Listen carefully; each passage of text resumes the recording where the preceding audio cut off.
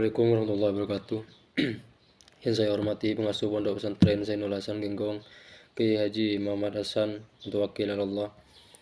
Yang saya hormati Rektor Unsa, Rektor Abdul Aziz Wahab, SHG. Yang saya hormati dosen pembimbing Ustadz Solihin. Saya akan mempresentasikan peta konsep evaluasi pembelajaran IT. Yang pertama adalah indikator evaluasi, efektivitas, kecukupan, dan penerapan. Selanjutnya adalah model evaluasi. Model evaluasi terbagi menjadi 4, yakni evaluasi konteks, evaluasi input, evaluasi produk, dan evaluasi proses. Evaluasi konteks adalah lingkungan di mana program diimplementasikan. Konteks mencakup faktor-faktor seperti tujuan program, kebijakan yang terkait, dan kondisi sosial. Yang kedua adalah evaluasi input. Input adalah sumber daya yang digunakan untuk mengimplementasikan program seperti anggaran, personel, dan fasilitas. Evaluasi input bertujuan untuk mengevaluasi apakah sumber daya ini cukup untuk mencapai tujuan program dan apakah mereka digunakan secara efektif. Nomor 3 adalah evaluasi proses.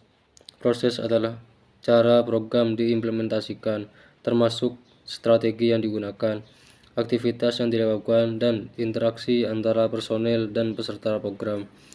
Yang keempat adalah evaluasi produk. Produk adalah hasil yang dicapai oleh program, seperti peningkatan pengetahuan atau keterampilan peserta program. Selanjutnya adalah proses evaluasi, yakni menghimpun data, tes objektif, dan umpan balik. Itu saja dari saya. Assalamualaikum warahmatullahi wabarakatuh. Yang pertama adalah indikator evaluasi, efektivitas, kecukupan, dan penerapan. Selanjutnya adalah model evaluasi. Model evaluasi dibagi menjadi 4, yaitu evaluasi konteks, evaluasi input, evaluasi produk, dan evaluasi proses. Evaluasi konteks adalah lingkungan di mana program diimplementasikan. Konteks mencakup faktor-faktor seperti tujuan program, kebijakan yang terkait, dan kondisi sosial. Selanjutnya adalah evaluasi input. Input adalah sumber daya yang digunakan untuk mengimplementasikan program seperti anggaran, personel, dan fasilitas. Yang ketiga adalah evaluasi proses. Proses adalah cara program diimplementasikan, termasuk strategi yang digunakan, aktivitas yang dilakukan, dan interaksi antara personel dan peserta program.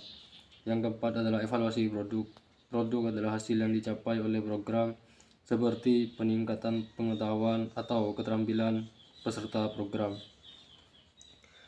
Berikutnya adalah proses evaluasi, yakni menghimpun data, tes objektif, dan umpan balik.